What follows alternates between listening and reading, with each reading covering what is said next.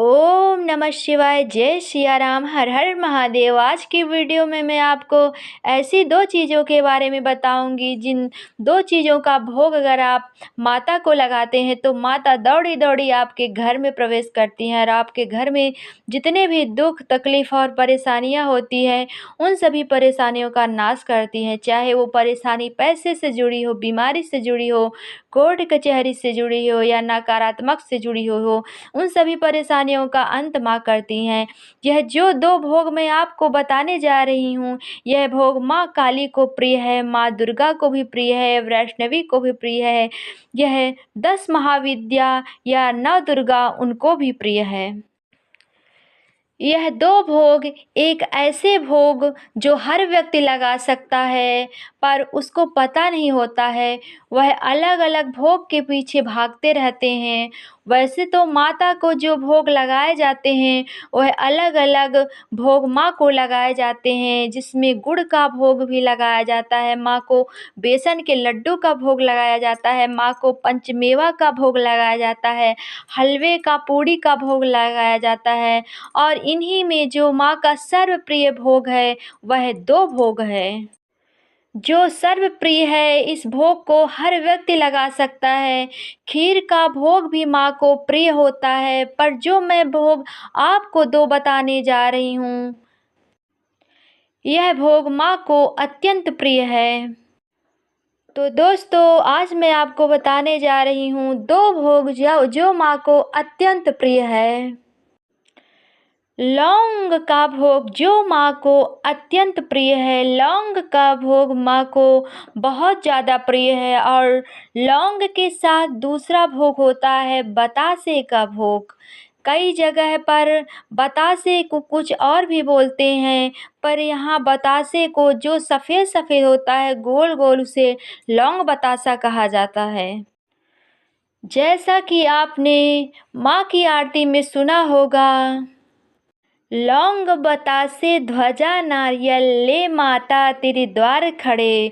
तो लौंग और बतासे का भोग माँ को अत्यंत प्रिय है।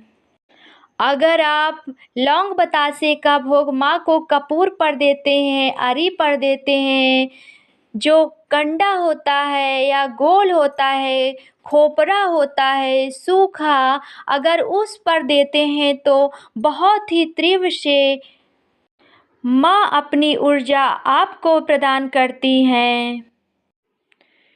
2 लौंग 1 बतासा आप सुबह शाम माता को अर्पित कर सकते हैं।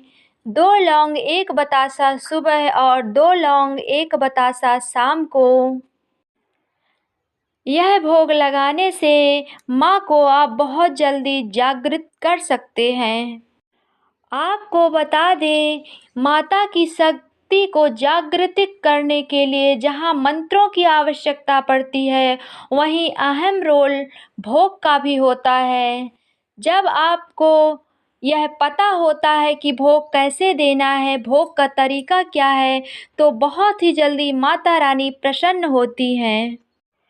क्योंकि कोई भी जीव हो या कोई देवता हो, क्योंकि देवता को भी हवन के माध्यम से, यज्ञ के माध्यम से आहुति दी जाती है, भोग दिया जाता है, जिससे उनकी पावर बढ़ती है, शक्ति उनकी बढ़ती है और यह हम पर कृपा करते हैं।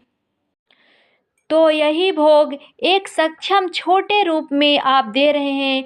लौंग और बतासे का भोग अगर आपके पास कुछ भी नहीं है, लड्डू नहीं है, पेड़ा नहीं है, बर्फी नहीं है, पंचमेवा नहीं है, तो सिर्फ लौंग और बतासे का भोग एक टाइम में 2 लौंग और 1 बतासा शाम को, 2 लौंग 1 बतासा शाम को इसका भोग आप लगा सकते हैं। इसमें रोज़ का खर्चा 3 से 5 रुपए होगा, पर उसमें जो ऊर्जा निकलेगी वह बहुत ही तीव्र ऊर्जा होती है। लौंग और बतासे से के भोग से जो माँ की कृपा आपको प्राप्त होगी वो बहुत ज़्यादा तीव्र कृपा प्राप्त होगी। अगर इसके साथ आप दुर्गा सप्तशती का पाठ करना शुरू कर दें। रोज़ाना एक पाठ करें दुर्गा सप्तशती का, और एक विशेष रूप से यह पाठ आप शाम को करें तो आप जिस ऊर्जा को महसूस करेंगे वह ऊर्जा अपार होगी, प्रचंड होगी।